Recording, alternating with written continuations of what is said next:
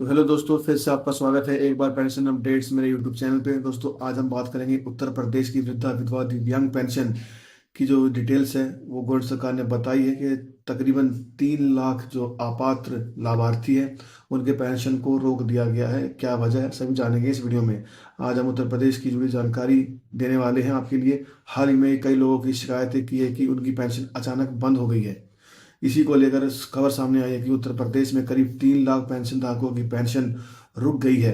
लेकिन सवाल ये है कि ऐसा क्यों हुआ है, आगे क्या आपको करना चाहिए, आपको डिटेल्स में बताएंगे। तो चलिए शुरू करते हैं। सरकार समय समय पर पेंशन रिकॉर्ड की जांच करती है। इस जांच में पाया जाता है कि कई लाभार्थियों की जानकारी सरकारी नियमों के अनुसार पूरी नहीं है, या डिटेल्स का आपने गलत दिया या गलत डॉक्यूमेंट्स दिए हैं। इसकी वजह से आपका भुगतान रोक दिया गया है।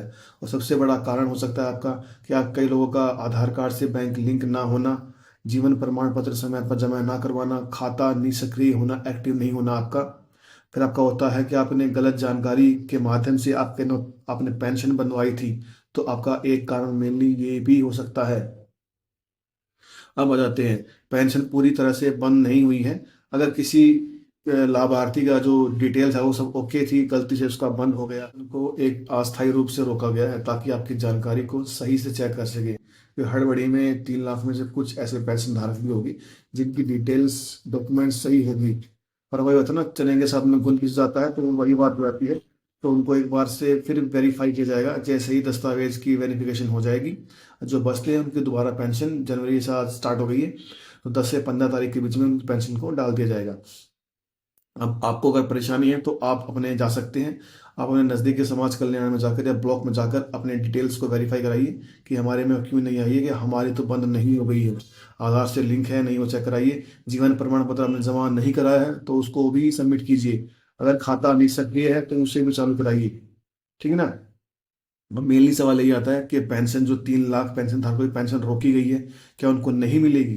तो ऐसा कुछ नहीं है। जो उसमें अपात्र पाए जाएंगे उनको नहीं मिलेगी और उन पर उचित कार्रवाई भी की जाएगी। और जो उसमें पात्र पाए जाएंगे, जिनको मिलनी चाहिए थी, उनको दी जाएगी।